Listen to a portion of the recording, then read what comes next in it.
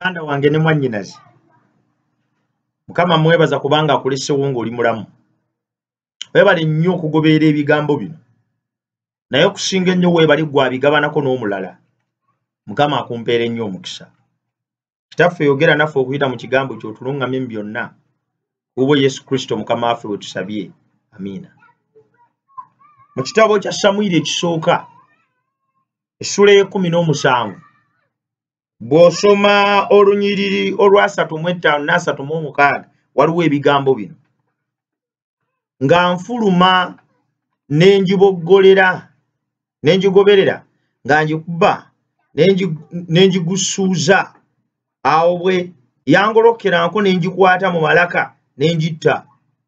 Omuddu oyo yakuba empologomera n'eddubu n'Omufirisuuti oyo yali atali mukomole aliba ng'emu ku zo kubanga asoomoozezza eggye lya Katonda omulamu.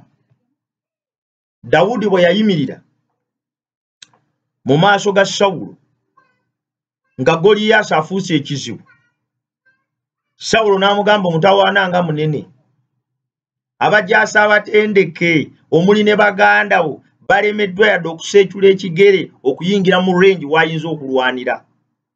Atusoomoozezza ennaku kumpi 40, teri asobola kumwaŋŋanga, teri ayinza kumuyimiriramu. Dawudi n'ayogera ne Sawulo n'amugamba nze ndi mwana muto, myaka si mingi, naye omuddu ono mulunzi wa ndiga. Naye ku ttale gye yabeeranga zaalumbibwanga eddubu, ku ttale gye yabeeranga zaalumbibwanga empologoma, naye tewali n'emu eyatwalibwa kubanga nakubanga empologoma n'enkuba n'amalubu n'engatta n'engayuzaayuza. Kati ono atali mukomole, naye ngenda mufuula ng'ezimu ku zo. Bassebo ne bannyabo, obulamu bwa Dawudi bulina ekyokuyiga ekinene. Abantu nga batidde, waliwo abantu abagenda okukozesa obujuliro obw'ebiseera ebyayita bagende mu maaso. Abantu nga beeraliikiridde, waliwo abantu abagenda okutunuulira ku mukululo Katonda gw'abayisizzaamu mu biseera ebiyise basigale nga bagumu.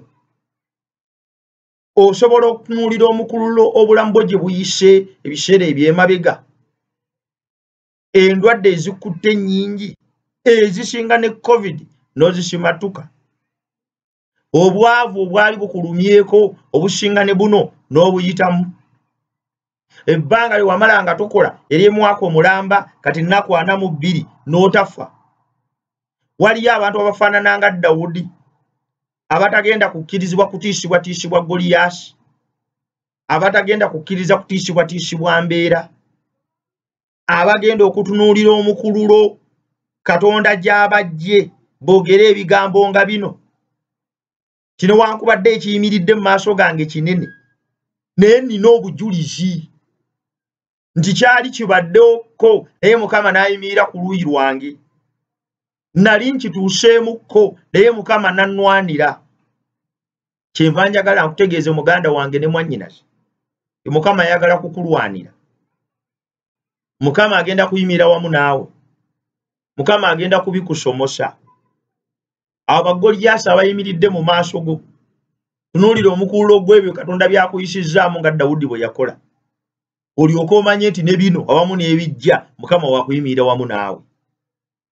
Stand firm and strong, kubanga omukululo gw'ebyafaayo gy'oyise gukyoleka lwatu nti obadde ne Katonda alwana entalo, era ne ku luno tagenda kukulekerera. Mukama akuwa omukisa.